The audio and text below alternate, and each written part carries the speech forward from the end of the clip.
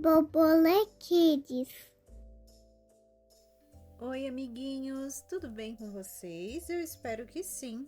Aqui é a tia Aline. No vídeo de hoje, vamos estar descobrindo 4 animais pelo som que ele faz. Prestem bastante atenção, tá bom? Vamos lá?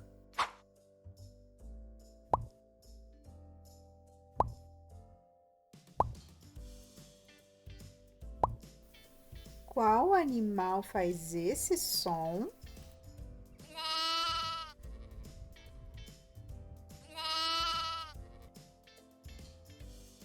E aí, crianças, qual será que é? Acertou quem falou a ovelha. Isso mesmo. Ovelha.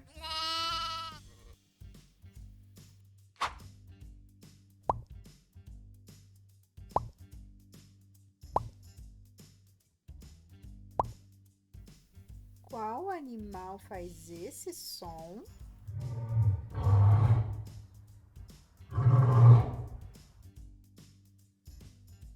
E aí, meus amores, qual animal é?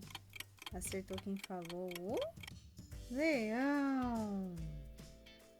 Parabéns, leão.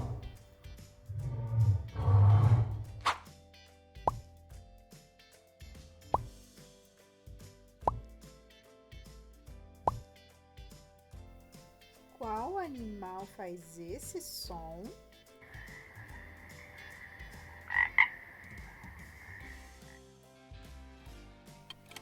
E aí, crianças, qual animal será? Adivinhou quem falou? Sapo! Isso mesmo, o sapo!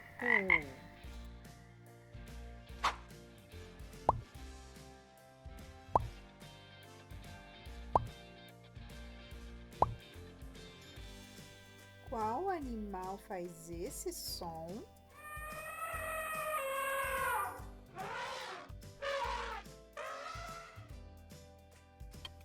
Aí, crianças, qual animal será?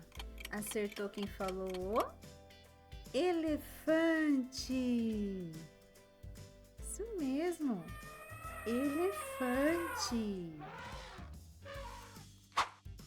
Parabéns, amiguinhos! Vocês são muito inteligentes!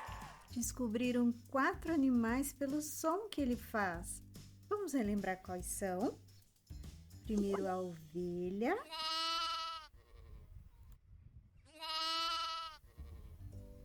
O leão,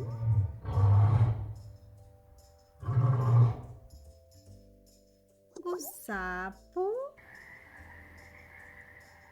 e por último o elefante.